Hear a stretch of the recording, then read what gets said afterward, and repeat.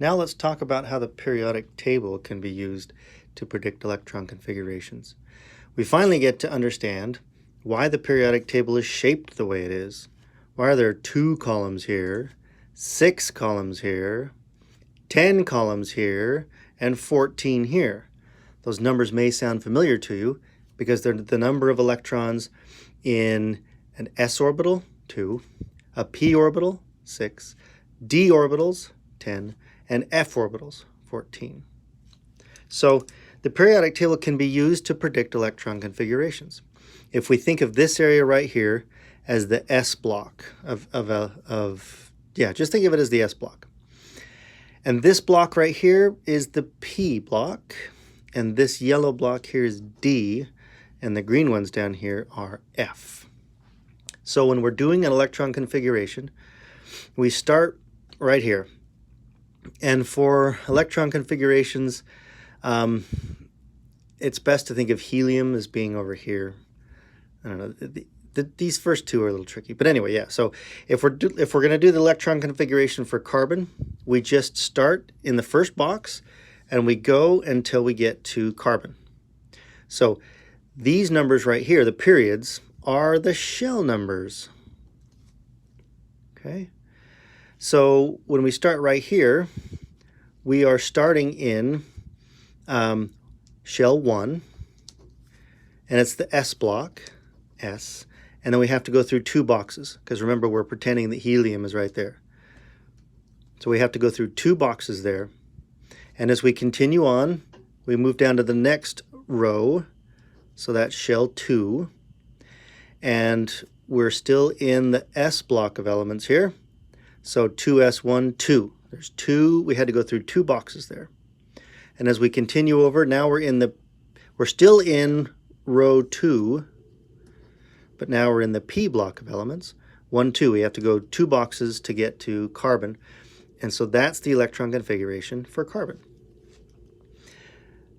Sometimes students will say, okay, so that means carbon is in the 2p subshell. No, carbon isn't in the subshell. Subshells are in carbon. What you can say is that carbon has electrons in the 1s subshell, the 2s subshell, and the 2p subshell. But carbon is not in a subshell. All right, let's look at chlorine now. Chlorine's right here. We're going to do the same pattern.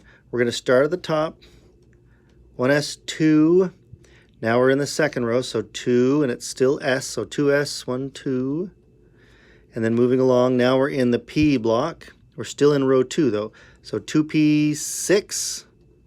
And then we have to move down to the next row, 3, and we're in the S block.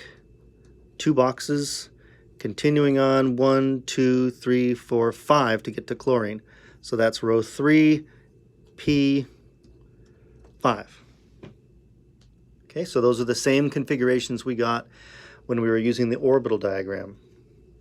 For iron, same kind of deal. 1s2, 2s2, 2p6, 3s2, 3p6. It's the same beginning as chlorine had. 3p6, and then we're moving down now to 4, 4s2. And then as we move along here, we get 1, 2, 3, 4, 5, 6. This is the D block right here. But it's not 4D. What you have to do with the D block, whenever you move into the D block, you have to subtract 1 from the shell number. So it's actually 3D6 for iron. Okay, so maybe I'll put parentheses there. You're going to just subtract 1 from the shell number.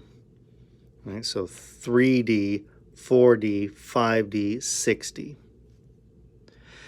The last one is tungsten, W. That's right here.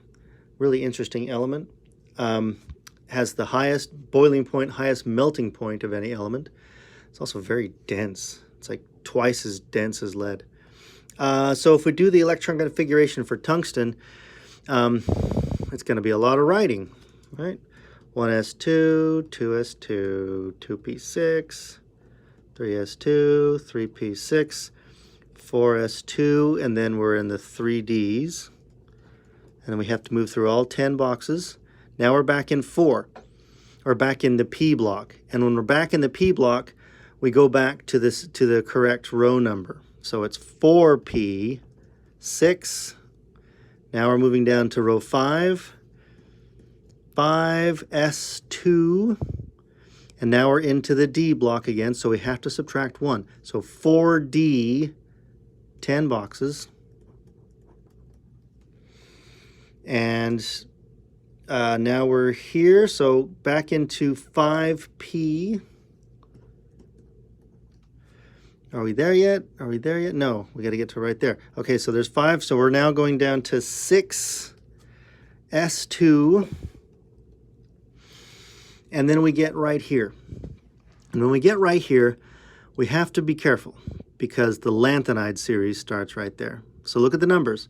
Element 55, 56, 57, and then we're jumping to 72 because elements number 58 through 71 are down here.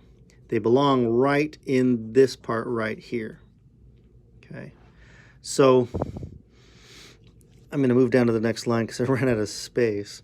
But we could say 5D because we're in row 6, the D block, we subtract 1, and here is where we jump down here. So 5D1, then we're in the F block. So this row right here belongs right here, right? That's in row 6. But for the F block, you have to remember to subtract 2 from the shell number. So this is not 6F right here. It's not 5F, it's 4F. And we have to go through all 14 boxes before we come out the other side right here. And now we're back into 5D, and now we're 2, 3, 4. So, well, we could say 5D3 here. But what we usually do is combine these two together and just say 5D4. Okay, so there's the electron configuration for tungsten. Okay, so you have to be careful when you go through this region. You got to drop down to the F block and remember to subtract 2 from the shell number.